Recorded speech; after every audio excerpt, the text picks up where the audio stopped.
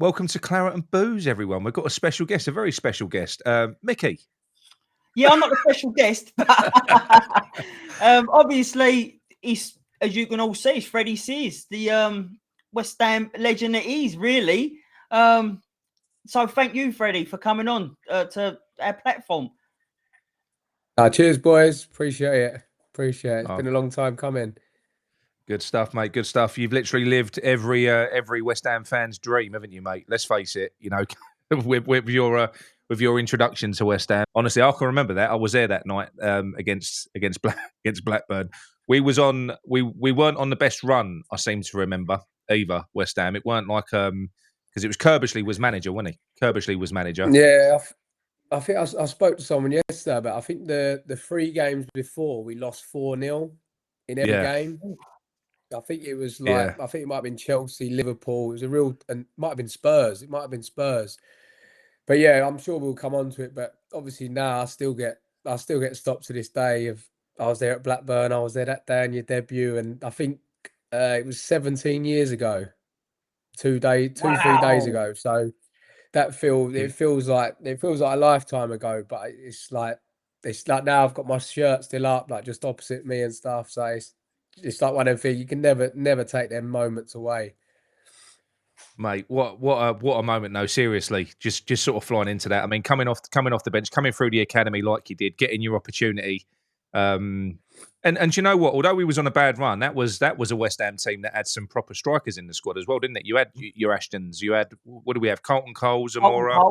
Zamora was Zamora there? Would have been Bellamy. Bellamy was injured. Bellamy as well. Bloody hell.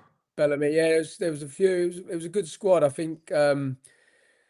Like with a lot of stuff with football, injuries play a part. I think, like Bellamy was injured, Bobby Zamora was there, Colton Cole was there, Dean Ashton was there, and yeah, just timing really. I think that year was sort of a bit of a coming off a tough run. We were sort of middle of nowhere, and Curbs just like I was doing really well at the time in the reserves and the under 18s at the time, and just sort of chucked me in. And the day itself was just unbelievable. Just like for me, just to play for West Ham would have been like, just to make your debut would have been like brilliant. Like, so to actually come on and score on your debut is like, do you know what? That's what dreams obviously made of. Do you know what I mean?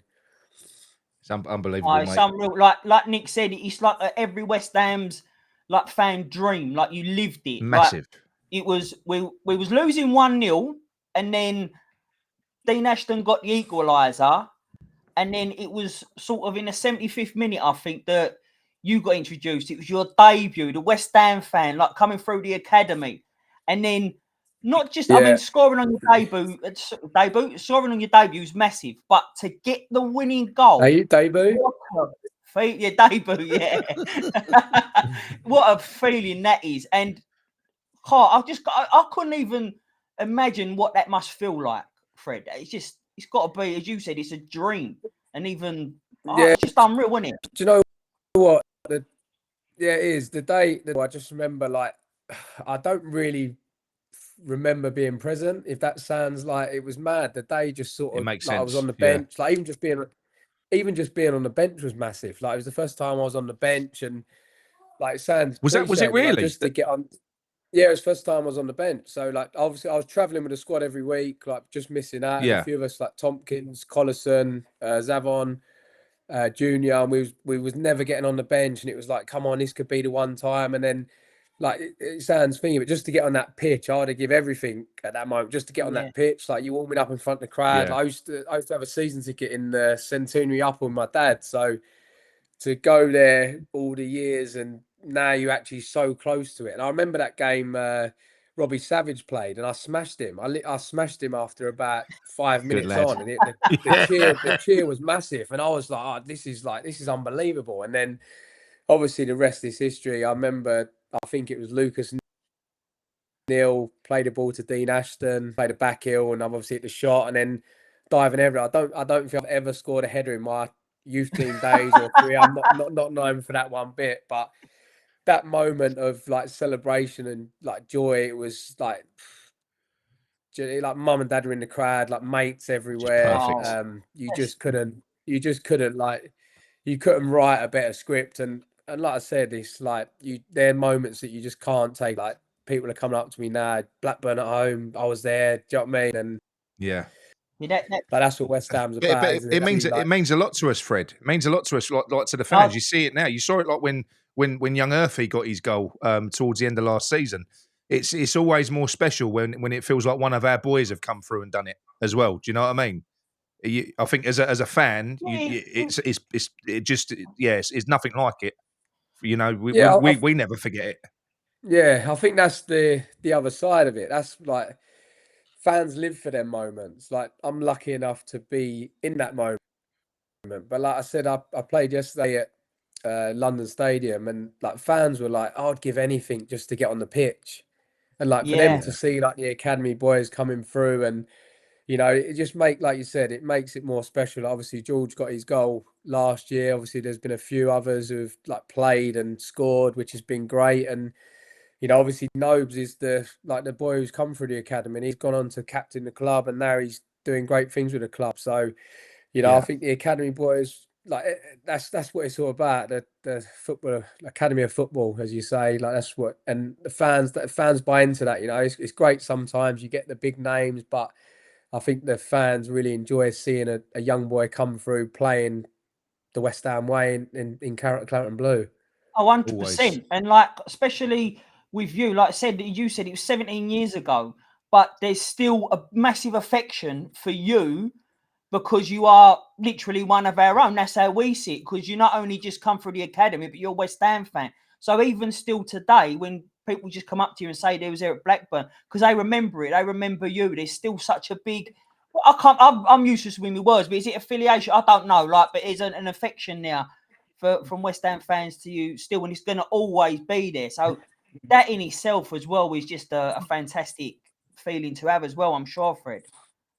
Yeah, definitely. Like I say, it's like I don't. It probably sounds a bit silly, but I probably don't go a day or two without people telling me about Blackburn.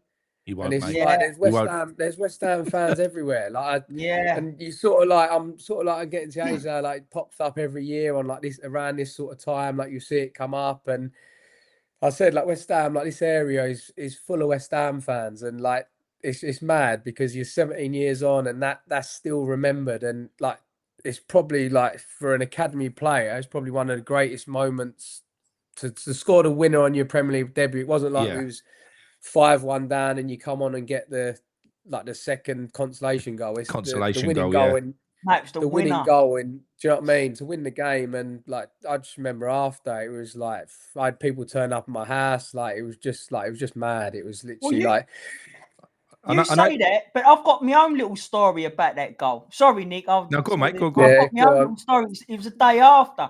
So obviously you're one of my cousin's best mates. Yeah. So I can't remember if it was on the day or after the day. You end up going around his mum's house, Elaine's, and Nanny Jean was over there. She was there. So she wanted a photo with you. Do you remember this, Fred? Yeah. So I live. And the autograph. She wanted the autograph as well. Because, listen, right, Jean knows nothing about football. She knew nothing about football, but she was always there if she see an opportunity to make a little bit of money. Loved it. She thought, loved it. I'm going to top up here. So she got you to sign the your autograph with a bit of with a photo with it. And that's what I'm saying. So it always makes me laugh because she loved it, but it was all in the back of her mind going to be like, right, I'm going to cash in on this in a couple of years. I bet. It's going to be worth a fortune, that is. It always makes me laugh. She was like a little, like a half a daily. Do you know what I mean? Anything for a pound note, have a look here, a little bit crafty. So I'll always remember that goal for that as well. Fantastic time. Yeah, no, like Steve's one of my closest mates. Obviously, when I was in Hornchurch, where my mum and dad still are now, I was probably about six doors down from him. So do you know what I mean? Like life was normal for me then. So even like, you know, I was still going over goals on Sunday evenings and stuff, like playing football. Like it was just, it was like you don't realise that sort of moment sort of changed. Like I turned up to Blackburn that day in the car park. No one knew I was. Like literally no one. Only the few diehard West Ham fans who had watched the youth team. No one knew who he was. And like leaving the car park, I couldn't get out the car park, and it was like what has just happened here? Like it's just like it was mad. It really was mad. But like I said, them moments like that's what you live for. Like do you know what I mean? It's like I tell my kids that like it's just a shame. Like my kids obviously have been like born now, and obviously they wouldn't get to witness that because of things. They've seen all the videos and stuff, and even like them watching it, it's just like they can't believe it because it pops up on Premier League years like now and again and stuff, and it's like it's just mad. It's just one of them like It was even one of now, the like you best get moments. goosebumps like It was talking one of the about it best and moments of stuff. that season as well, Fred. It was one of the best moments of that season for West Ham as well. Yeah, 100%, and it's like I think like obviously Curbs, like I had a good relationship with Curbs, and sometimes that's the way football works. You know, you get chucked in, it works. And I think the next week we had Everton, and I always remember that game. I ate a post like in the last minute, and it was like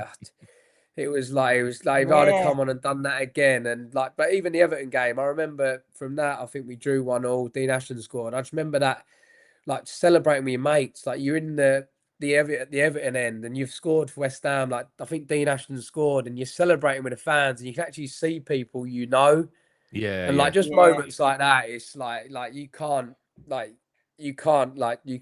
pay for them moments. Do you know what I mean? Like 3 or 4 of my good mates were there, and you're sort of celebrate. They're celebrating the goal like they've scored it. So it was just like it was crazy times, crazy. Can you prepare yourself for that feeling, right? Because I've obviously never done what you've done. I've never played in front of a big arena full of people. The closest I've come to understanding the intensity that you must feel on the pitch was I did a corporate day once at Palace, and Yeah, just before the game's about to start, they walk you out onto the centre circle to have your photo taken in front of the crowd, and the fucking noise goes through you when it's all around you like that. And obviously, yeah. can you prepare yourself for that feeling? Because it's intense on that pitch, isn't it? Yeah, I don't think you can, but I think you go like you just go into autopilot. You literally like Yeah, I remember the West Ham like the warming up, and it was like I just sort of went like a little bit cold. Like you just I think you're just used to that. You're not obviously used to like I think West Ham was like Upton Park. What was that like yeah, 35,000? yeah, So like that. But I remember the end of that season I played at Old Trafford, and that's like 90,000 fans, and it's I was 18 years old, and you're like. yeah. At the time, you're just not phased. Like you literally like I was playing against Rio Ferdinand and Vidic, and it was like you just you just love it. You just it's just mad. You're like a kid from Hornchurch, like playing against like these boys. And I think Rooney played. I think we lost. I think when Dean Ashton scored the overhead kick, obviously I remember Tevez, that. Rooney, Yeah, Ronaldo. So it was like you just like you're living a dream. Do you know what I mean? Like Oh, you're you're just naming off living. these players like worldies, world class players. Like it's mental, isn't it? Like so we Yeah, talked about like the strikers at West Ham at the time. While you was there any sort of players that you looked up to or took you under the wing or anything like that? Like you had the likes of Dean Ashton, Craig Bellamy, and Yeah, Bellamy was good for me. Bellamy was really good. He was pretty similar to me, so he sort of looked after me in a way. I love playing with Dean Ashton. Dean Ashton was one like if I could pick an ideal partner, that would be it. And yeah, all the guys were good. I remember when I first joined, like well, not joined, but like went to the first team, and Teddy Sheringham was there, and it was like he was 40 at the time. And then just you remember silly stuff. Like one day, like I used to obviously get the bus from Hornchurch to Chadwell Heath, and one day I was walking down Chadwell Heath, and Teddy picked me up, and he dropped me back to Romford in his like baby blue Bentley. And you're like, you're just like, I'm in the car like as a 17-year-old kid, like with Teddy Sheringham who's won everything, and you're like, like you're like, what? Like I got out of Romford, I was like, I hope someone sees me. I hope someone sees me. Like I'm in the car with Teddy, and it was like just like moments like that. I think I've took that on in my career in terms of like even when I was at West Ham and a bit older, like trying to help the younger ones out because that they can yeah, have such a massive impact with that, knowing they've had that impact. yeah. And yeah, like them, all the boys were good. Coley was good.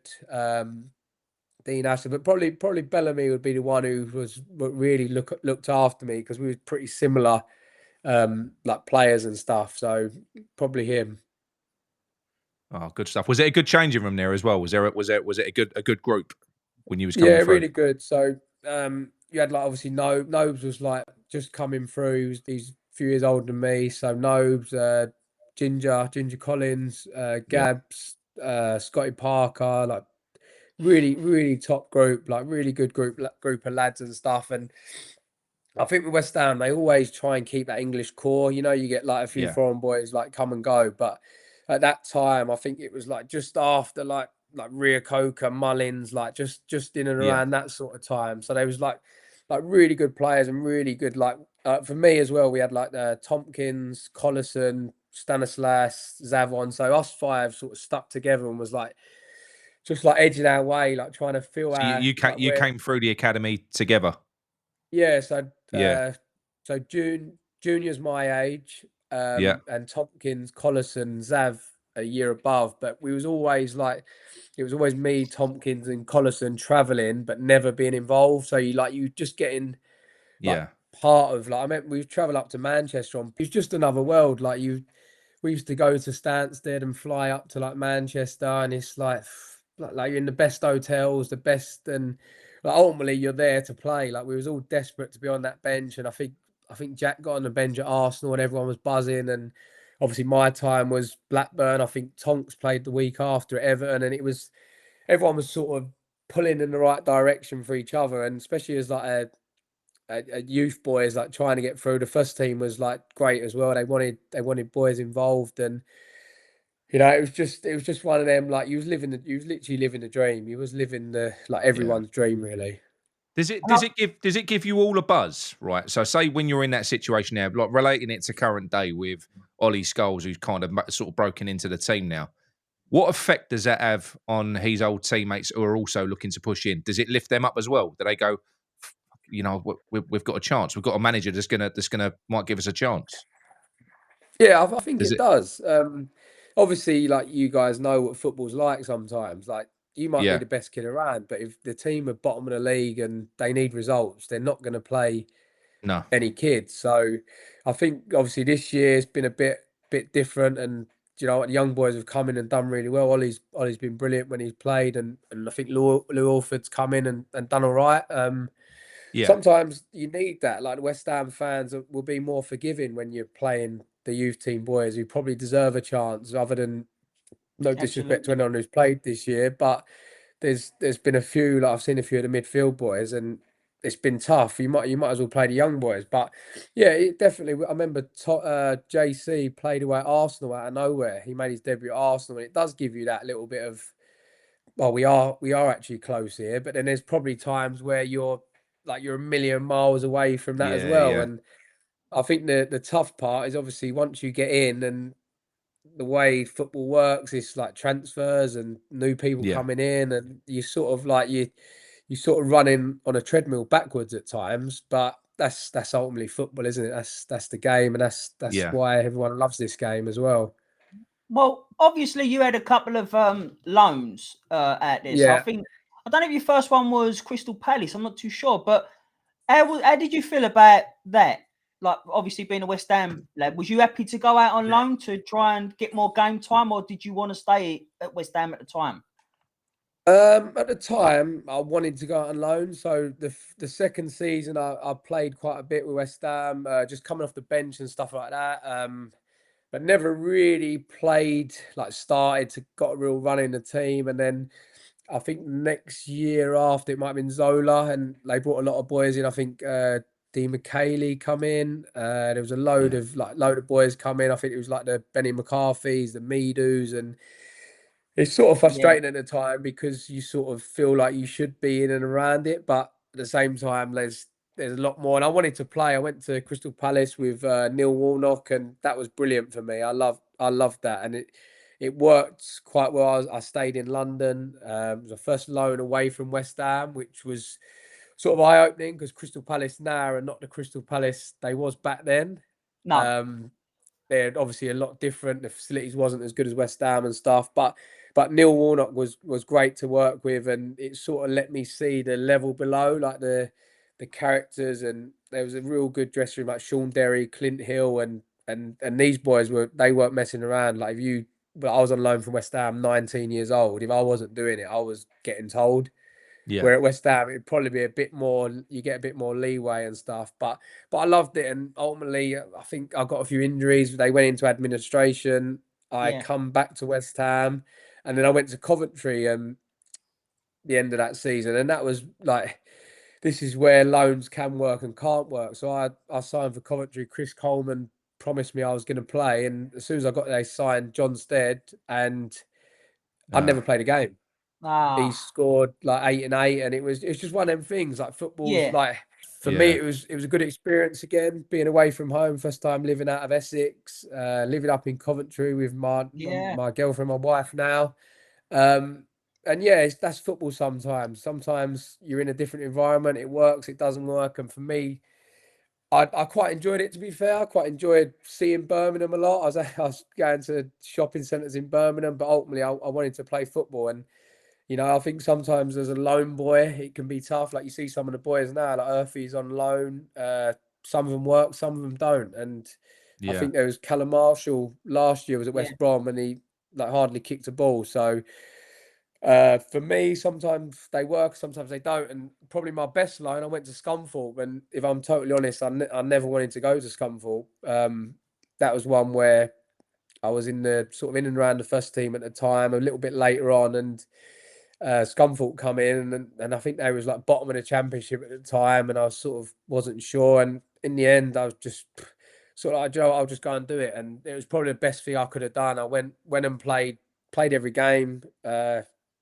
Literally played 9 games, come back, and then I was straight in the first team at West Ham again. And I think I played Boxing Day. We beat Fulham 3-1 at Craven Cottage. I got man of the match, and then I think a few days later I scored against Wolves.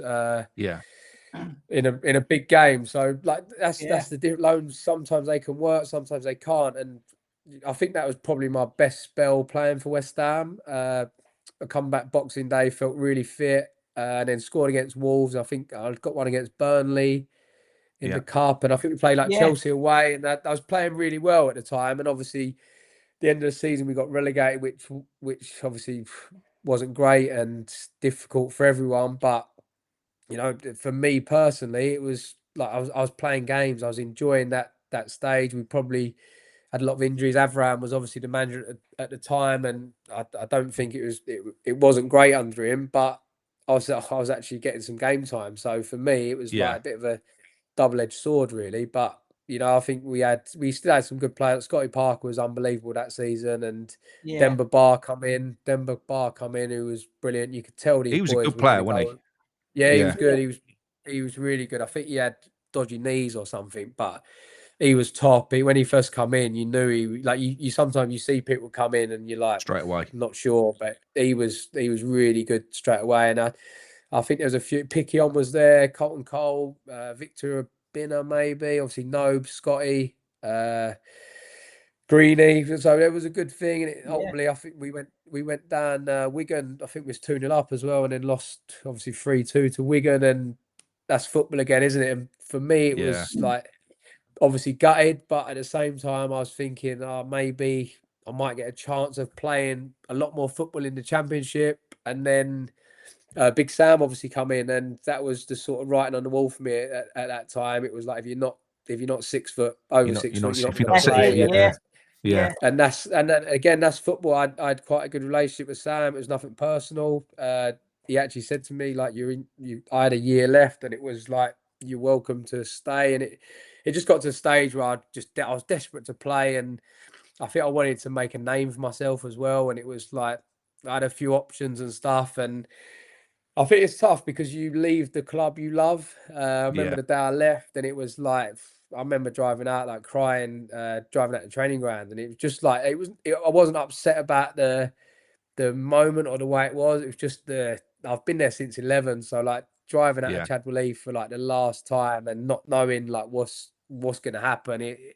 It's tough. I can understand it because obviously you'd gone out on loan, like you said, so you're leaving, but you always going to come back, weren't you? So I guess the feel of actually leaving on permanently was a massive difference to going because you're not going to come back in especially when you come through the academy and all that like that. It's like your family, isn't it? To a degree. Yeah, You know, I think that's the like, obviously loans. You know, like you might be a season, 3 months. Like I signed a 5-year contract to West Ham, so I sort of knew even if I was on loan, I was coming back next year or not coming back. And like you say, I think I've been at West Ham since I was 10, 11. So I think it's like it's different now. Like I've left clubs, and ultimately sometimes you just walk out the back door with your boots and that's it. And yeah, that really meant something to me, like leaving the club. And I sort of left like in a good way. I felt like obviously it was like I didn't want to just sit there and just be in the reserves and play and stuff like that. And West Ham got promoted back to the Premier League, which Big Sam come in and he done. And it was sort of the case of now I want to go and play. And I think I ended that season on loan at Colchester, and I loved it. And Yeah, I just really enjoyed playing football. And like that it's tough at West Ham because that season where you live for 3 o'clock on Saturday, and then when it gets to 3 o'clock Saturday and you're sitting on the bench or you're sitting in the stands, it's like it's just frustrating. And it got to the stage where I felt I'd done so well, and then you sort of doing nothing again. And I think I was like 22 maybe, and I was just like, I just want to play now. Like regardless of where, I want to be local, I want to play. And then yeah, my ultimate aim was to play and to go on again, because I had, when I left West Ham, I had better offers than Colchester. I had like West Brom, Watford, and it would have been the same. I'd have went there and probably been like a squad player, but ultimately you never know in football, but it just worked perfectly. So I had yeah, 2.5 years at Colchester, then I went to Ipswich. I got to move back to the Championship. It felt like it was back to the big time. Like you boys have probably been Portman Road, and it's like yeah. it's some place, and you don't realise the history of that football club. You spent a long time there, didn't you? At Yeah, Ipswich. so yeah, 7 years. So Mick McCarthy signed me. Mick was brilliant. I think with football sometimes like people just want honesty, and I think with Yeah, Mick there's that it was just so black and white. Like he just give you the yeah, truth. yeah, And I think yeah, sometimes like whether you like it or not, sometimes I might not have liked that, but I think there's a lot of times in football where like you can get strung along a little bit, and it's like, oh, you're gonna play, and then like I said at Coventry, I sort of got strung along as like you're gonna be my main man, and it doesn't happen, and you sort of like, what's going on here? Where with Mick, it was like you're either playing or you're not playing. There's no guessing or no quick thinking. But yeah, I love my time at Ipswich, and like to play in the Championship. Like you obviously one league below the Premier League, and we had a stage we lost in the playoff semi-final to Norwich, and it was like you felt you were so close to the Premier League. And obviously like a dream of mine would have been to go back and play against West Ham. Like obviously I think it might have been the last year at Upton Park or going into the new stadium, but ultimately just to go back. And I think we played in like pre-season friendlies where you see all the boys and stuff, but yeah. it would have been nice to go and play against West Ham again in a proper game. I would have loved that. So I'll tell you what, sort of taking it in a bit of a different direction. You've mentioned quite a few managers that you've played for there. When you think of Warnock, McCarthy, and Sam, there's some tough blokes there. Who was the who was the scariest manager? Would you say out of the ones that you played for Uh, in I'd terms of probably fear, say in Mick. terms of Yeah, fearsome, no nonsense. I'd probably say Mick. Mick was like Mick could lose it. I've seen him throw tactics boards and cups of teas around. Yeah, Yeah, he's definitely on one. But the game's slowly changing now. You know, like you don't see that very. There was probably the last 3 or 4. Like Big Sam, obviously, you don't want to get on the wrong side of him. And no, Warnock was lunatic. He was like screaming, shouting, but he was great. He was probably one of the best for the players. He would protect everyone, and like it was yeah. sort of the world against us. And I think you can see everyone buys into him, and they're the sort of managers you enjoy working for. It's different. Like Curbs was good for me. Alan Pardew, he was another good one coming through. He was like really good, Oh, and hard. you Yeah, just he was Pard was probably good. my favourite West Ham manager. I think Alan Pardew. I know everyone says Harry Redknapp, but I think for me, I think Pardew was my favourite West Ham manager. I think. Yeah, no, he loved himself, Pards, didn't he? He did love himself. But yeah, I think I that's like what I liked Pards. him. I think I'll get that as well. So I think that's why we're on the same level. Yeah, no, we did. So I was in the reserves, like youth team, when he was the manager, and I played for the reserves when I was 16, and I scored. And I think we played against Andy O'Brien. It was, and he come in the dressing room after, and he was like, "What do you want for lunch tomorrow?" And I was like, "What?" He was like, "What do you want for lunch at training ground?" And I was like, "Oh, I'll have steak."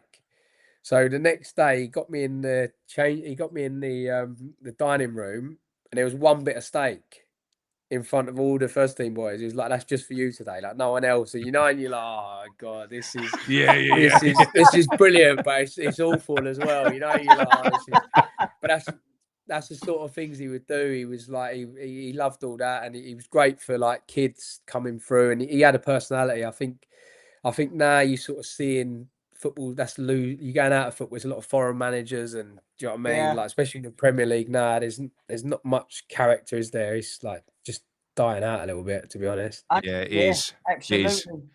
It is. Do you feel like that? Not to be too critical of the modern game, but do you feel like the game's clearly changing now. It's going more towards kind of system-based football now, isn't it? Rather than individuals, lighting the pitch up. It's becoming a little bit chess-like now compared to how it used to be. It's a bit more non-contact. You can't really go flying into tackles anymore. Alvarez is a bit of a throwback, and he'd have been all right 15 years ago, but not. He sort of struggles now with VAR. I mean, I love that. I love that type of player. Julian Dix. I don't know what would have happened to him nowadays. Dix, he'd have never been playing. This is the thing. You just mentioned their names like Julian Dix, like Di Canio. Imagine them boys like that. We've been getting sent off every week. I know, but yeah, that's what I loved. I love that though. Come, I love that part of the game. I think we all did, but I think now you see some of the tackles that boys are getting sent off for, and it's like, it's just silly. It obviously looks bad in slow motion. Everything looks bad, doesn't it? But yeah. I think it's difficult now because I quite like the offsides, but it needs to be quick. You can't. I see something the other day. It was like 8 minutes waiting around, and just the new thing they're doing about the ref talking to the like, it's just, I don't know. It's just all seems a bit. All seems like it's copying like American football. I don't know. I did like the old fashioned just play. Like, I think sometimes now you even see the games, the FA Cup games, where there's no VAR, there's no nothing, and it's just sometimes it's quite refreshing. I know there's obviously decisions where they're miles offside and get it wrong, but do you know what? There's probably 1 or 2, 3 a season, and do you know what I mean? I think the worst thing now is I'm quite lucky. I've not played with VAR, but imagine scoring a goal and it gets caught like cancelled for VAR, and it's like some of these, like you've seen them. Some kids have scored like debut goals, and it gets ruled out for VAR. It's like, oh mate, it's rubbish. And the thing is, like, as a goal scorer, that's what you live for. That feeling of elation. I'm assuming once you've banged that ball in, it's a celebration afterwards. But it kind of takes out. Do you remember that period that Antonio went through where he kept on handballing the ball and it kept on getting ruled out? And he stopped doing the celebrations, didn't he? Because he was like, yeah, I think you can't celebrate now because you look a bit silly. Like, I see Garnacho the other day. Obviously, he scored and he sat on the stands, didn't he? And he got ruled out, and it's like, yeah. But you don't want to lose that from football, do you? You want people celebrating goals. No, you don't. I mean, sorry, Fred, but to go back to like what we were saying earlier on with your debut goal, if you're going to miss them moments of just pure excitement running off because now you're worrying, right, VAR's got to look at it first and it might be ruled off where it wasn't there at that time. So people will remember also that passion where you just run like towards a crowd having it. But there's going to be a certain point that you're not going to want to do that because, as you said, you're going to make yourself look silly celebrating a goal. Yeah. You shouldn't be like that. It should just be raw passion coming through. Yeah, I think that's what they're losing from the game. But like sometimes I don't know who's making these decisions. Like, do you know what I mean? Like non-football people. Yeah, that's who's making the decisions. It feels like everyone's saying the same thing, and then but yeah, you said like they're the moment. Like, you live for scoring goals. I've seen a few people now scoring. They're not sure like whether they've handballed it or not, and like you said, even now, I think even football now, it's like the teams are more happy when the other team's goal gets ruled out, and it's like, I know it's great, but come on, come on, like just play the game we love, like. But do you know what? I think like for me, obviously, I got done goal line technology, didn't I, back in that Palace? So that would have been I think I agree with goal line technology because it's over the line, isn't it, or not? But Yeah. you know what, the VAR's that's for everyone else to decide. Yeah, I but suppose. that goal line technology is instant, isn't it? It's right there. Nothing that disrupts the flow of the game, because I think what football is, why we love it, you know, us simple working class people, we've got short attention spans. Football's great.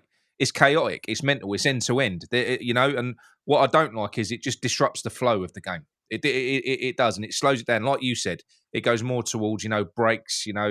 American football type stuff. What's going to come soon? Ads when there's a VAR check. I don't know. Well, they've already said there's going to be a half-time show, isn't that, the World Cup next year, World Cup final. So that just says it all, doesn't it, really? Like, but that's just money, isn't it? The money half-time shows at Upton Park, though, Fred, with the Mavericks. That was always great, they were.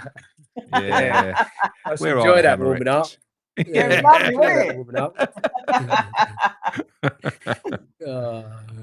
But yeah, no, look, it is good. You do still get your Mavericks out there today. I mean, we've got a couple in Lucas Paqueta. You got Mohamed Kudus, a player that just dribbles for fun. He's so there are still. They're almost. I call them now a little bit like throwback players, really. These because they're the modern player. If you look at typically like Man City, they've got great players. You look at Foden, but they're very drilled, aren't they? They're very kind of. Do you know what I mean? I like that rawness to a player where it looks like when you watch someone like Lucas Paqueta play, you envisage that he's playing the same way that he probably did when he was playing with his mates when he was younger, probably to a degree, with the same sort of fun and flair. I think as well with West Ham, you always get them players, don't you? Like the Pio to go back to now. It's like Kudus, Paqueta. You always get them special play. Fans love the flair, don't they? They love that little bit of excitement. Like you want to go over there and see someone do a step over, put something in the top corner. Like you said, it can get a bit robotic at times. Like everyone's doing the same thing. All players are the same, but they're the players. Like obviously, you go and pay your money to go and watch, I suppose. Like, and I've seen a bit of West Ham this year, and like obviously, Paqueta, Kudus is the one. Bowen, obviously, obviously not as Bowen's exciting great as them two, but his numbers definitely are. Do you know what I mean? I think Bowen's the most effective. Bowen's the most effective. Yeah, definitely. I think he is. But for pure skill, I think Paqueta's like so good to watch, and some of the things he can do with a football, and do you know what I mean? Like, just like some of the stuff is unbelievable. Yeah, hopefully that all this legal shit that he's going through gets sorted out, and then he can sort of just relax, and we can see the best of Paqueta once again. Do you know what I mean? And entertaining fans. So, as you said, football fans in general love that, but West Ham fans have got a passion for that Maverick. Your De Canios and your Pirates, like you've said. So, yeah, we want to see that. We definitely want to see that. We won't talk about the Paqueta thing because we can't. But what I will say is how he's reacted to it and how he's kind of tried to cope with it and carry on playing his game. I'm as a West Ham fan, I'm quite proud of him because he's carried on with all that hanging over him. He has done well, hasn't he? He's carried on playing. Do you know what I mean? And to be fair to him, for like a flair player, he works hard as well. He does. Oh, he does work hard. So it's like you don't normally see that, and I think that's why the West Ham fans love him. And like West Ham's an easy one. Like as long as you work hard and give everything, the fans will love you. The fans will like you. It's only if you're over there not trying a leg or you're not giving it your all. And I think, do you know what I mean? 100% effort is like a given nowadays. But you've seen more players than me over the years, and that isn't always the case. Do you know what I mean? So yeah. I probably haven't. I'm not as old as I look. I just had a tough paper round. That's all. No, he's old. He's old. But yeah, no, it is. Oh, go on, Mick. No, go on, Mick. No, I was just going to say to you, so like where you are now, obviously, listen, I murder names, I really do, but obviously you're playing for Chatham. Is it Chatham? Yeah, Chatham, right? Yeah. Banging them in, I've seen. Yeah, you are really banging them in, and you're in the final, aren't you, in April? 9th of April, we've got Billericay in the final. That's it, yeah. So you're doing really well. So how is it playing now? And you also, right now, you're doing coaching for the under-12s, West Ham. Is that right, Fred? Yeah, so yeah, it's different. You know, obviously I'm 35 now, so I'm getting old in terms of football, and I've got a family, I've got 3 kids, so it just got to the stage where full-time football was just taking over a little bit, and you're getting older and you're traveling, and I sort of had enough of like we was traveling up north every week and stuff like that, and I started part-time football with Braintree, and we got promoted last year, and then an opportunity come up to join Chatham. A few of my friends were there, and it just worked at the time. And you say I still love playing football. I still love that Saturday afternoon, that playing, Yeah. and obviously now I'm getting to the age where I'm doing other stuff. I'm obviously coaching. I coach my little boys team in Coggeshall, and I'm back at West Ham in the academy with the under 12s and under 11s, and it's just a real it's good to be back, especially at West Ham. Like my first day back, I see Steve Potts, Kevin Keane, and you're like you feel like you've never been away. You know, like that's the Yeah. Yeah. like to go back to Chad Relief, and I think West Ham's one of them clubs. I know it's like I've seen people say it. I remember like James Collins and like that they're not West Ham boys, but it's just something about the club that it just grabs you. And Yeah. I think like for me to go back and like I'm at Chad Relief now, like training with like the younger boys, and Nobes is over there. Like, me and Nobes joined in the other night with the under 15s, and it was like rolling back the years like against his boy, and you're like, this is like Anton's over there, like, Anton's boys there, and you're like, Yeah. it's just unbelievable. And like I said, like when you go back and you see them faces, like Kev Keane, Steve Potts, like absolute legend, like legend of the Yeah. club, and like it's just amazing. It really is. And I said I'm really enjoying that side of like coaching and like helping out with West Ham, and just being a part of the football club again, I suppose. Yeah. Yeah, you can tell that in just how you're talking now that you're enjoying being back over there in amongst it. And as you said, like what you said about James Collins and that, like he feels like he's West Ham, like he's like that's where his home is. Because if if you take like the fans into your right and that, the fans will do it twice as much. Do you know what I mean? You'll always have that home there. We think very highly, as you know, like of yourself and James Collins, all the boys over there. Do you know what I mean? We love seeing all these faces. I You think. I just think. talking about Kevin Keane and Mark Nobles and that. It put a smile on my face, like Yeah, it's thinking of all of class, them isn't it? together. Do I you know think. what I mean? The Class. boys I together. th- I think with West Ham fans though, why the connection is so important. I can imagine with players, especially players that have not come through the academy like yourself, is because we're not easy fans to please. I don't. When I say you've got to give 100% is what I'm trying to say. So you Mm. have to earn our love. But once you're in the circle, you're in. You never get Yeah, out. That's. I Yeah, think. well, I like think don't that's the like thing. this. Yeah, don't get me wrong. I've been at the bowling where fans are waiting in the car park for boys after, and it was like that mate, that drive out the yeah. bowling to them traffic lights. Oh my god! Like some of the stuff you Wow. see there, like people waiting by the windows, and Oh like God. like obviously don't want to name names, but I think it was by Morty at the time. He was getting some stick, and I Oh, think he was out of his car like arguing with fans, and you're like head down, driving through, like getting out of there as quick as you can. But yeah. that's the Yeah. Yeah. thing with West Ham fans, like if you're not doing it, you will be told as well. So as Yeah. much as there is that love and like sometimes right, sometimes it's probably a bit too strong, but you know that's ultimately football, is it? And Oh yeah, that's no, why don't everyone get me loves. wrong. It don't happen to every player, but players like who really, like I said to James Collins and that, like they've not been through the academy, but we definitely see him as one of our own. Like he's Yeah, Yeah. crazy. Yeah. So, Definitely. definitely is that. But it's that club, isn't it? It's that club. I yeah, think when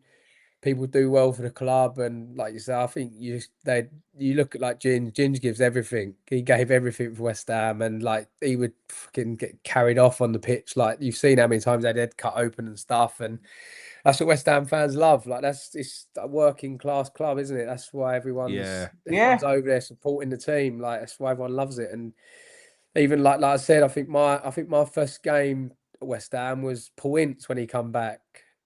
Long Oh, was time it? ago. West Ham Man U. Wow. Yeah, I think that was my Yeah. first Yeah. like Yeah. West Ham Yeah. experience with my dad, and it Yeah. was like I was just like drawn. Like after that day, it was like the atmosphere and everything was like just unbelievable. Like it was just mad. It was mad.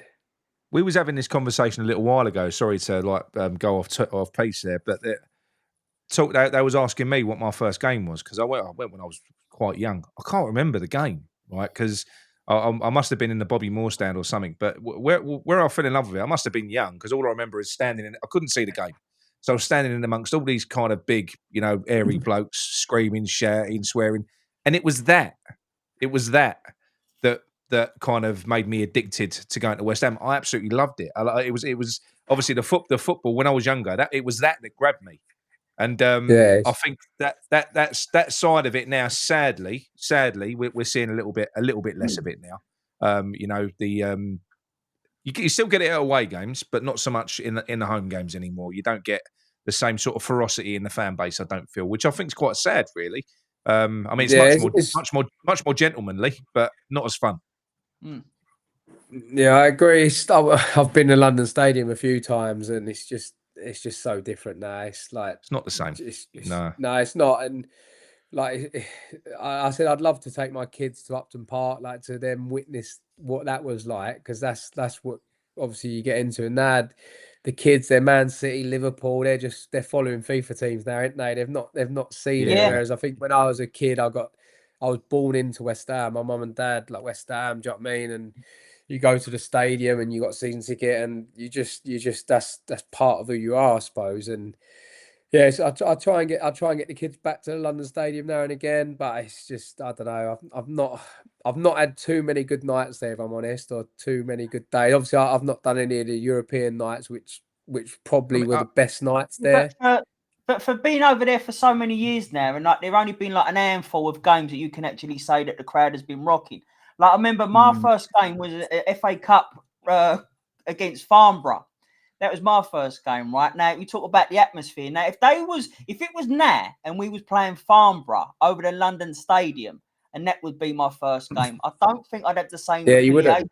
No, you wouldn't. No, I wouldn't. It's not like that. So, no. But there is a special place. There is another argument as well, and I do think there is something to it because as West Ham fans, we can get a bit of a downer on the stadium. We do, but somebody put the argument to me a little while ago, and it's true because I go to quite a lot of away games. And you know what? There ain't that many stadiums that you go to where the home fans are rocking. It feels a little bit like football's changing generally around. I mean, yeah, obviously Nottingham Forest absolutely buzzing. This year, the City Ground, Palace, always a good atmosphere there. But there's a handful. I would say I went Liverpool away, I went Villa away. I know all of these clubs collectively they can. They can generate a good atmosphere, like you said at the London Stadium. For the big nights and the big games, it can be powerful in there. But I think generally, maybe society's just changed a little bit, and we've all got a little bit nicer. I don't know. Yeah, maybe. I just don't like that. I want us to be rough and ready still. Like, so do I. Yeah. So do I. I just feel like sometimes you're just too far away. I think that's my only the gripe of it. You're just too far. Like, I don't know. It's like I went to Spurs Stadium, and that was like you feel like you're still on top of it a little bit. Like, it's brand new. You're still like I just think they could have full of Spurs fans, though, mate. It's full of Spurs fans. Yeah, that's not great. But if you had it just a little bit tighter, it would have. I just think it could be so much better because the stadium's unreal. The stadium is like you can't knock the stadium. It's an impressive arena. It's an impressive arena. Yeah, it really is. But I do think you're right. I think it needs to be more intimate feeling, doesn't it? It's got to be tighter. I think for football, you've got to be more on top of it. I think. To feel as a fan, to feel like you can affect it. I'll go back to 15-16, the last game at Upton Park. That I went there with me two boys. I tell you what, the West Ham fans helped the team win that game. It's horrible, but we was in De Gea's ears all night long. When he spilled that ball, he was rattled to shit. Honestly, we was on and we sucked that ball into the net. Do you know what I mean? So it's like you can almost be the 12th man in an arena like that when it's quite intimate. I've said I've played in games at West Ham. I remember, I think we played Birmingham in the League Cup semi-final years ago, and it was like the atmosphere was so good at Tuesday night. We won the first leg, obviously we lost the second leg, but there's a few games, like even a big game when you play like an Arsenal or a Chelsea, like the atmosphere just intense. It just comes up, and like them nights where you do get the win, like you beat a Liverpool, you beat Man U. They're the nights like that everyone loves used to love at Upton Park, and they were the best nights, weren't they? Best times. Yeah. Can I ask you? Is there a direct correlation coming through? Like obviously playing at Upton Park and playing, the clubs that you've played for. Is there a direct correlation? Can the fans lift the performances of the players on the pitch? If the intensity is there from the fans, can it lift you as a player?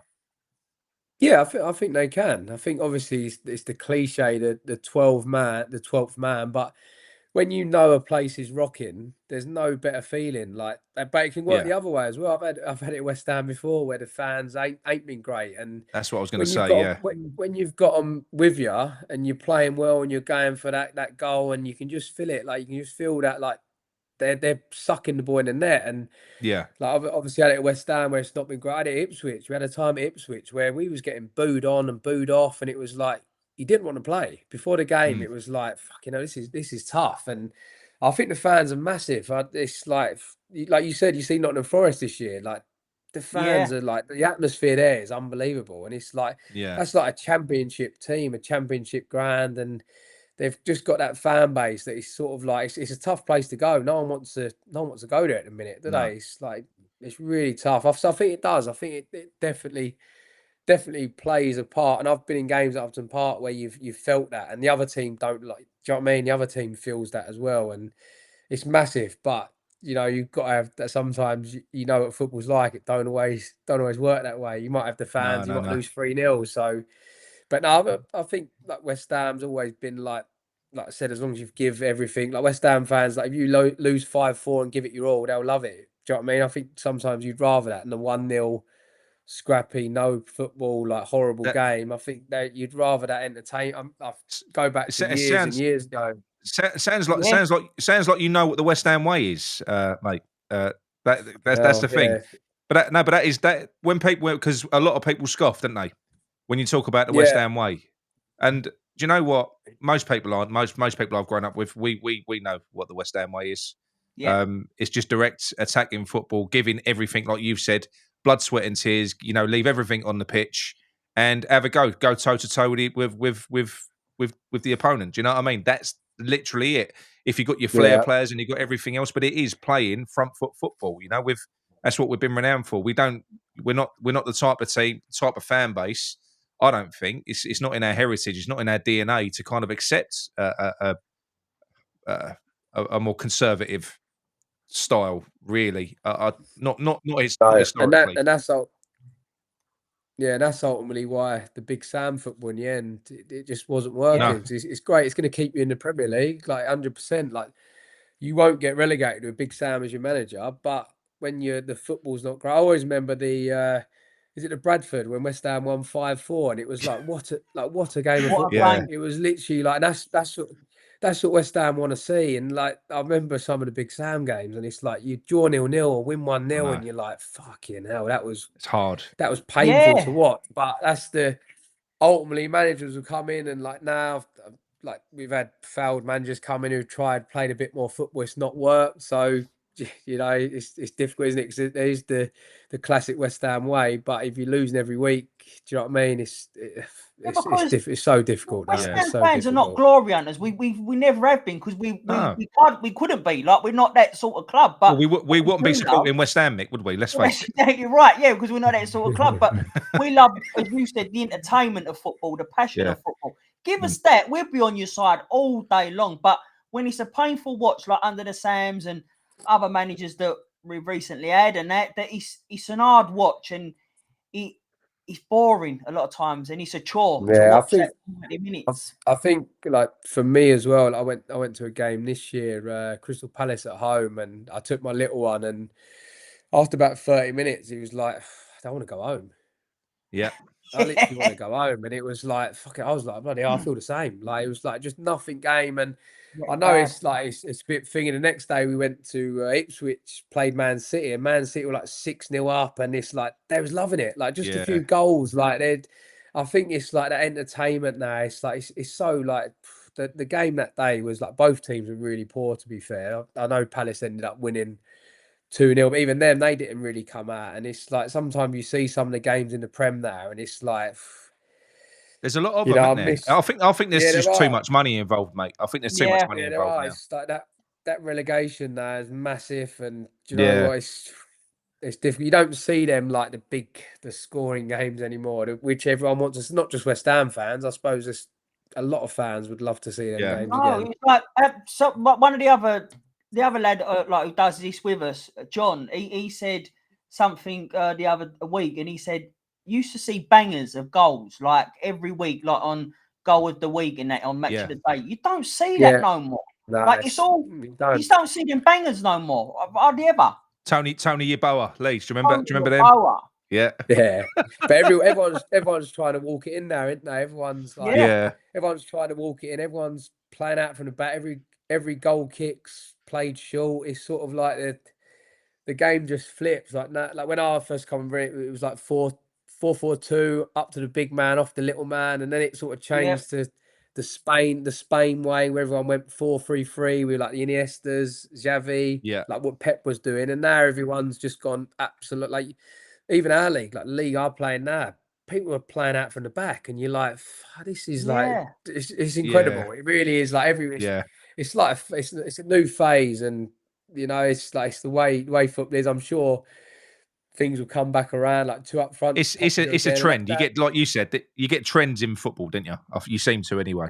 Yeah, you know, you do, and you know, it's mad. But this is why we love it, don't we? This is why we love the game, because you don't know what's coming next. You literally don't know. I think teams like Nottingham Forest, they could say football because they play a very basic form. But you know what? It's quite exciting. I've watched a few of their games this year. Yeah. And when they break, fuck me, do they break? Don't they? They break with pace and en masse as well. Yeah, they've really got some pace. That's why I like watching. I do like watching Liverpool, as I've said before. I do like watching them as well because they're fast paced, really, and they're entertaining. I think to watch Liverpool, personally. I think that's what you want to see, isn't it? Like I love watching Liverpool. Not going to like this, but I used to really like watching Spurs back in the day when they had Bale, and it was so much pace. It was entertaining. It was entertaining. Like I remember the Champions League, and it was I just love that entertaining football, like pace and do you know that's what fans want to see. I'm going to cut this bit out, by the way, Fred. Just You can't argue that though, can you? Because they was a good team to watch. Like begrudgingly they was, but they was entertaining to watch as a team. Yeah, Bale was obscene. He was obscene when he was at his best, wasn't he? Bale, like him in that Champions League run, mate, was mental, wasn't it? And, like in the Milan days and like some of them days, and that's all you could like. I'd love to see West Ham be playing like that, and you know, it's difficult, isn't it? Because I think they had the year, didn't they, with Payet, where everything was Antonio just come in, and they had a really good team. Lanzini, like them sort of boys, and sort of lost our way for a few years. I think it's been obviously with the we won the cup, but in the league it's sort of been a bit iffy. Is that the cup probably papered over a little bit of the league, didn't it? Like obviously the great nights of the cup and stuff, but the definitely did. It's been a little bit iffy last few years, but who knows? I think Potter, if we give him a bit of time and a bit of money, obviously, hopefully he can get a good squad together. And you know, like the league table at the minute is sort of like everyone wants the season to be done, don't they? And to start again next year, and who knows? Yeah, like, I want that as well. I want the season. It's nothing to really play for now, Fred, is it? I mean, there's a couple of spaces that you could do, but we're not going to get relegated. We're not going to get Europe. It's sort of, as a West Ham fan, we like to be in a bit of a drama scenario, whatever it is, but it's kind of a dead season, I think, for me anyway. There's part of me that would prefer a relegation battle to this. Yeah, a bit of excitement.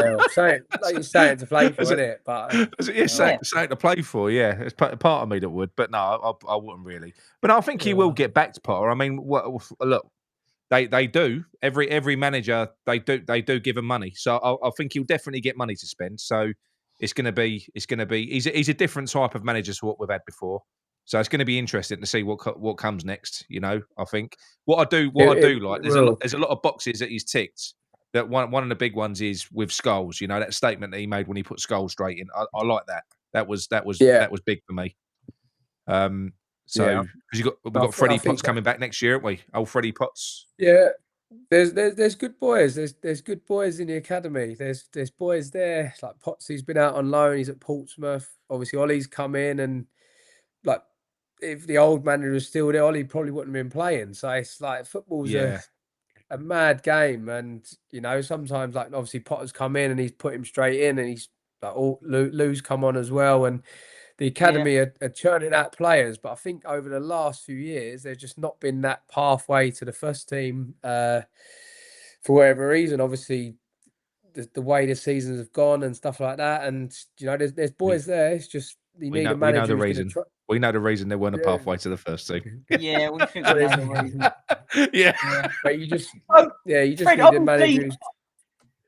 Obviously, like the short-term play, you got your cup final coming up and that. But what does your future look like in a few years' time? Like, I know you're doing the coaching. Would you like to have a pathway to get into management later, like long-term in the future, or what would you like to do?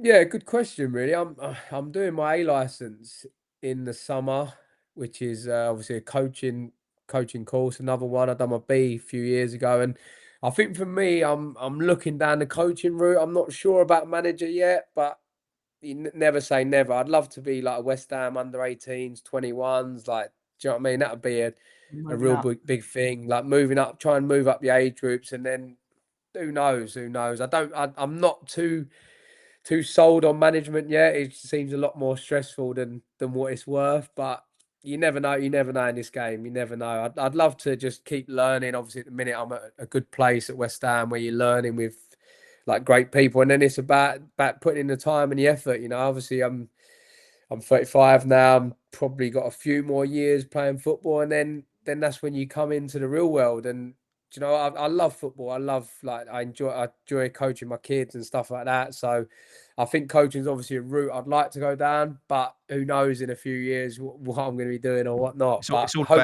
about doors that open for you, isn't it? It's what doors open, I suppose. That's generally the way things go, isn't it? I suppose. Yeah, this is the other side of it, isn't it? You don't really want to write anything off or do what you're definitely going to do. You don't know what's going to open. I've had a few offers already, like coaching, management, and sometimes they're just not right for what you're doing at the minute. Do you know what I mean? And that could be like any level. But ultimately, I've got a young family now. I'm based in Colchester, so it's difficult now. I've had a few offers a few years ago to go abroad, and it just with kids in school, it just doesn't work. So you get to the age now where your priorities are different. If I was 21, 22, I'd been on the aeroplane. I'd be at the airport. I'd be living abroad at the minute. But this is family life, and like you get to a stage where like family comes first, and hopefully I'll be at West Ham in some capacity. Like hopefully now, like once I retire, obviously I'll get to a lot more games on a Saturday. Maybe be in the like the corporate stuff. I know a lot of the ex players are there, and that's a good roll into like mingling with the fans again. I played London Stadium yesterday and like a sponsors day, and the fans were like brilliant, and the players were there. Ginger was there, Anton, Paul Konchesky, Zavon. There's so many, like the boy Marlon Harewood. All the boys were back, and it was like Dean Ashton, and it's just one of them places. I know I've said it already, but it's just one of them places you just feel like you're at home. And even yesterday, I was a bit like not sure, like, does anyone still recognise me? Does anyone still know? Like, but straight away, it's like you one of their own. Do you know what I mean? So yeah, that's it.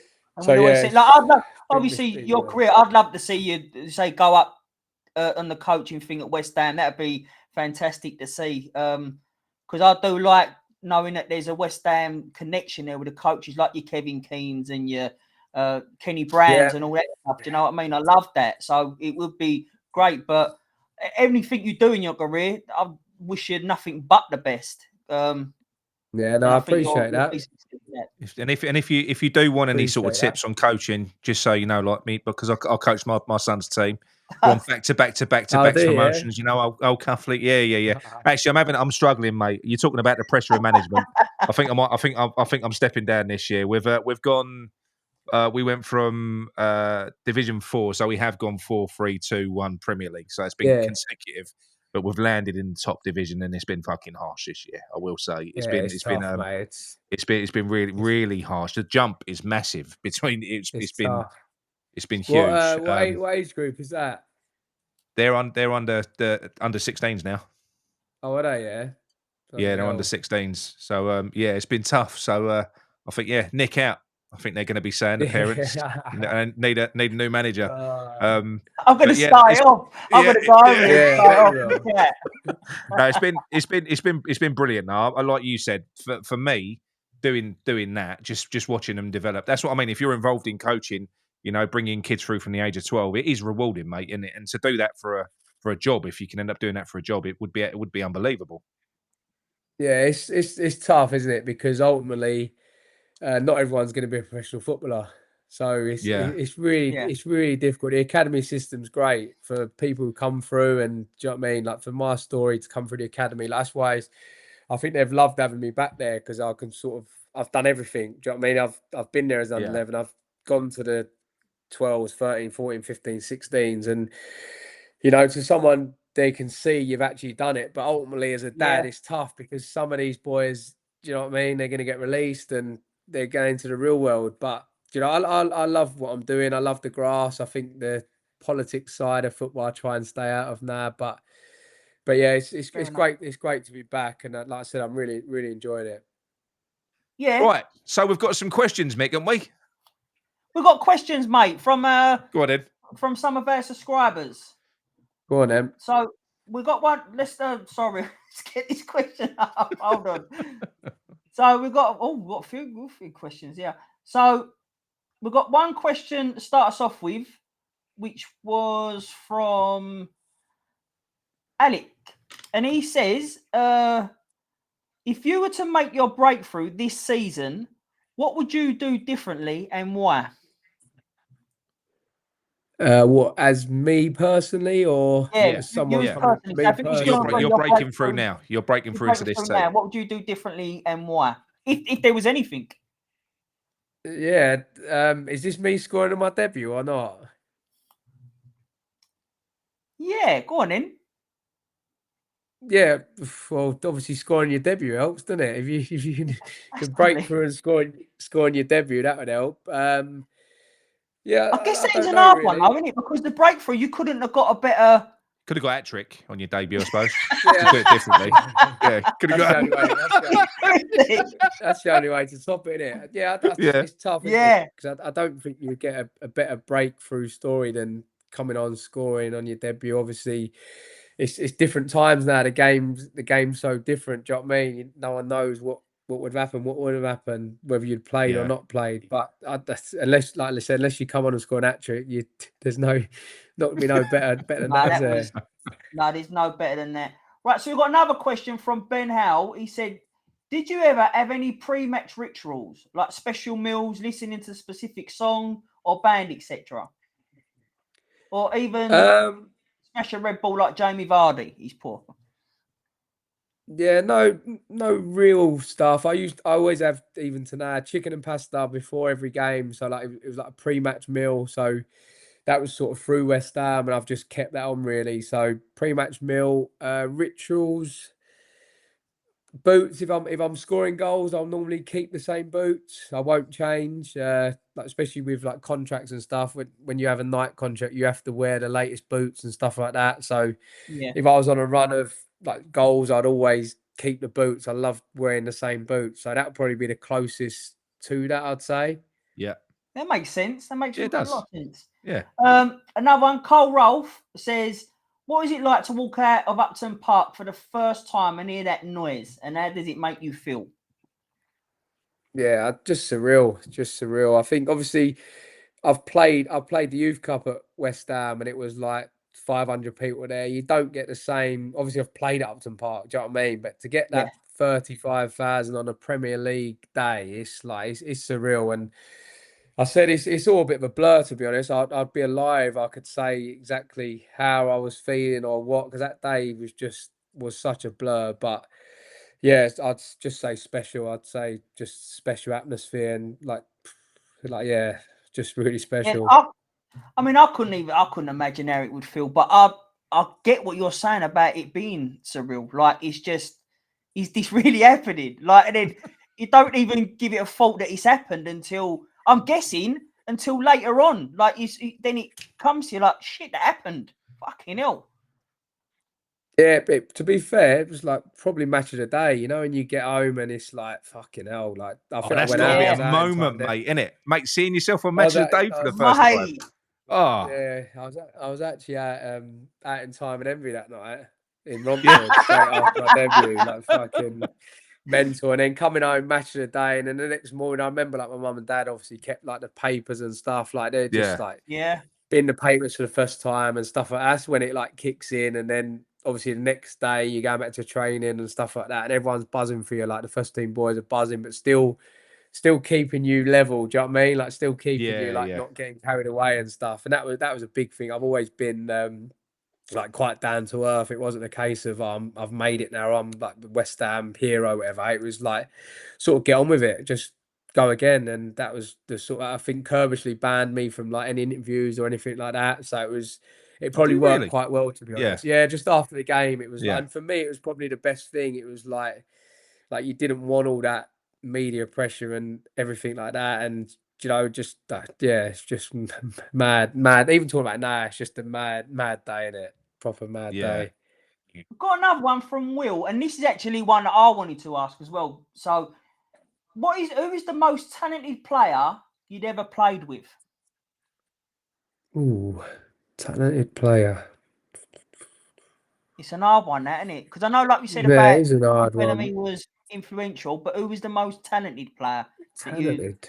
Yeah, Has there been a player that you've trained with and you've just gone, fucking hell, he's a bit different? Trying to think. Would it have been at West Ham? West Ham. I'm not really sure, to be honest. Like I said about Demba Ba, he weren't really like that, but he just had that. Had something special about him. Like he was just his finishing, like his right foot, left foot, and he could run. Yeah. And I think he was one like I probably wouldn't say like talented, but I think from day one when you see him, it was like he's some player. There's probably names that I'm forgetting now because I've played with so many players over the year, and you're like, why yeah. after you'll be like, fucking hell, have I not said him? But he's probably one that sticks in my mind. Denver. Just trying to think. Yeah, probably I'd Well, go with you know, Denver. some of the players that you were naming off earlier, like I was saying, when you froze up a little bit, I was saying, Nixie, what a fucking team, like names that you were dropping there. And Oh, you've been like, proper. there was some that weren't. I think Freddie Lundberg was also there at your Yeah, time, wasn't he? Lundberg. Was he? So Was Lundberg was Dyer, there. Kieran Dyer was there? I don't know if he was. Yeah, Kieran. Yeah. Lundberg, Kieran Dyer, Bellamy, Bowyer, Bellas. There was so many talented What a footballers squad. back then. It When was was the last yeah, it time that was West Ham had in a squad had strikers to choose from like that? In the same, do you know what I mean? To have yourself, Ashton, Zamora, Bellamy, all in Cole. the same Cole. That's mental. yeah, it was. I think It we seems had like mad 4 or now. 5, and then I think now you see the list, don't you, of like all the people who come in, and it's Yeah, not quite worked out. But yeah, not quite got the it's same. mad. Like even Yeah, now, there's like 1 or 2, like obviously Ings, Antonio. They've not got many. Obviously Ferguson's on loan. They've always seemed to leave themselves short. I don't know if it's like you got to spend money, haven't you? I know they've bought the yeah, German lad who's not really worked out for him at the minute, but you know, it's just sometimes it works, sometimes it don't. You see, even with like other clubs, they sign some like Bournemouth for signing boys. Everything seems to be working. Like you see Man U Yeah. signing players, and it just doesn't yeah. work. So yeah, difficult one, is it? It's sorry, Fred. Just to expand on Will's point, I'm going to nick it now. So, if you could create a five-a-side team, you've got to be in it. So you're playing up front, right? If you can create a Yeah. five-a-side team of the players that you've played with, who would it be? Nice. Yeah, it's a good question. I'd probably go uh Rob Green in Yeah, goal. I'd probably go Big Ginge at the back. Yeah. yeah, Uh, I'd probably go Nobes and Scotty together. Nobes and Scotty Parker. Them two together. Nobes is underrated. Like the boy, Nobes massively. is a I player. Like agree. in training, he was top in training, and like Scotty was a joke. Some of the stuff, like there's obviously better players that have been at West Ham, but Scotty in his pot, like when he was on it, he was like he carried that team for years. Like that, Yeah, them 2 seasons when he was on it, I think he won Footballers' Writer or something that year. We got relegated, and that don't really happen very often. And yeah, I'd probably, without myself, I'd probably go Bellamy up top. But obviously, Yeah. I was going to I'm say gonna that have to you. to For put your myself fifth in. man, are you going to choose Yeah, I'm gonna yourself have up to. top, or are you putting someone else? Yeah, Bellamy No, was a quality I'd go player, wasn't he? Bellamy, but yeah, he was good. If he Do you was know? fit at West Ham, like, 'cause I think they didn't see the best of him. No. No, do you know what? Right. So I always say this. So I've seen like world-class players at Upton Park, like against us. So like your Thierry Henry's, Bergkamp's, all them stuff. But the one player that I saw play absolutely ripped us apart was Craig Bellamy when he was playing like for Newcastle against West Ham. He slaughtered us. Like his pace was Yeah, unreal.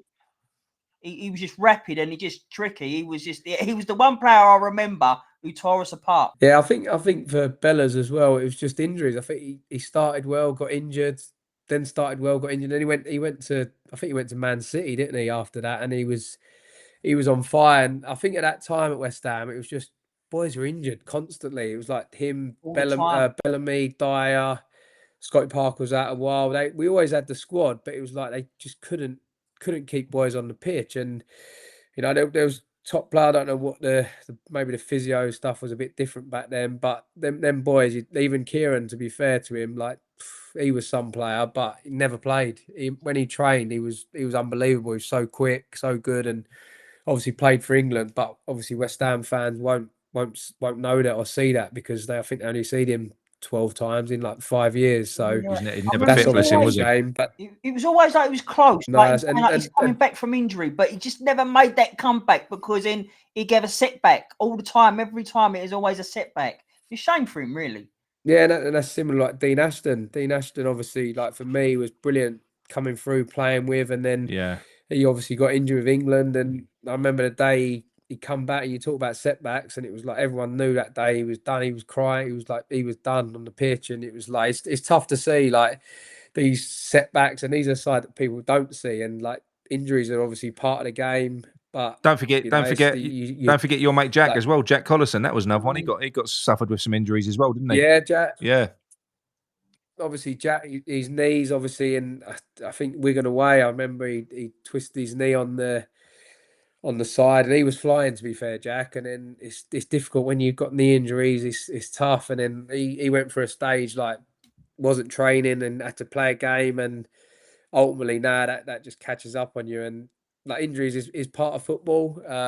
But it's a shame because there's been some really good boys who probably say Bellamy, the one that really stands out. If he was fit at West Ham for 3-4 years, they would have really seen the best of him.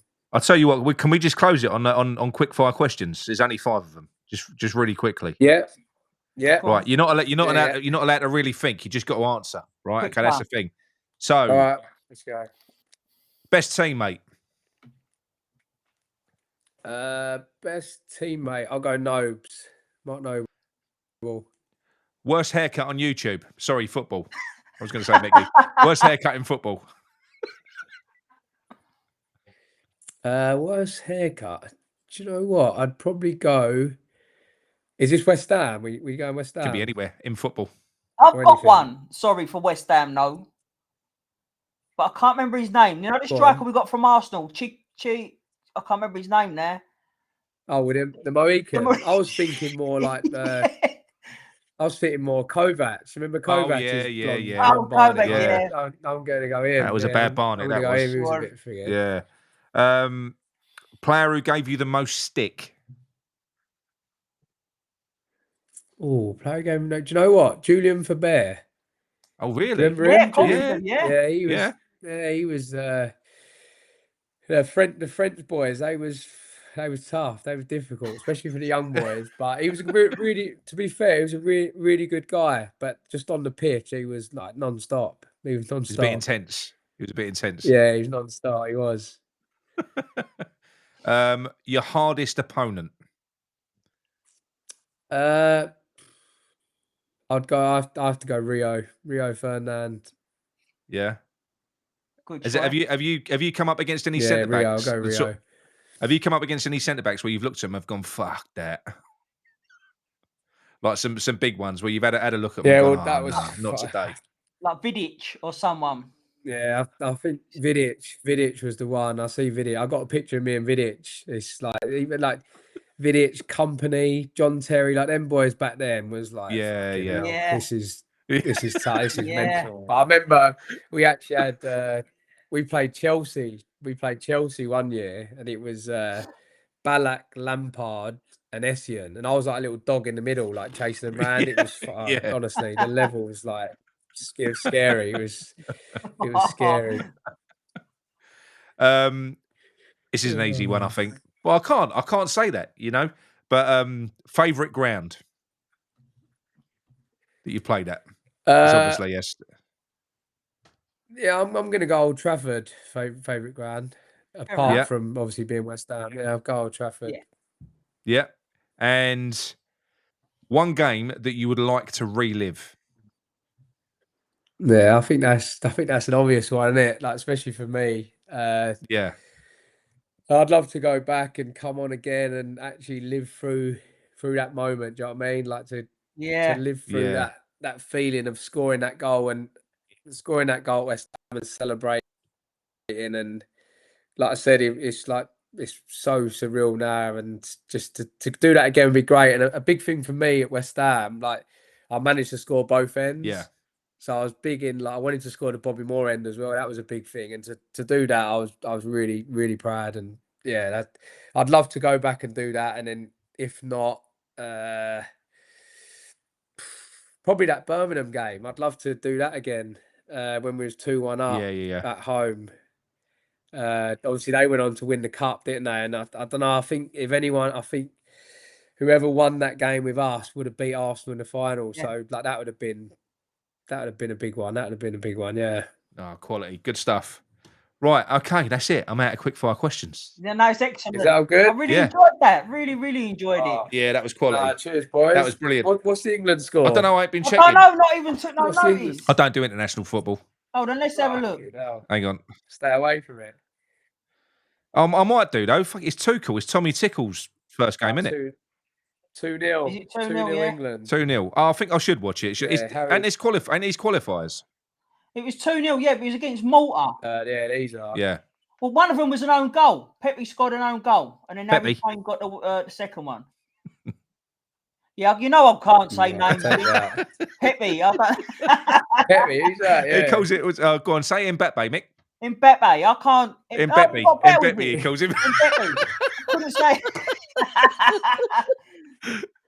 That's quality. Right. Oh, Anyway, mate. gentlemen, that was fantastic. Honestly, that was a really good. Yeah. It was a real pleasure to have you on. Honestly.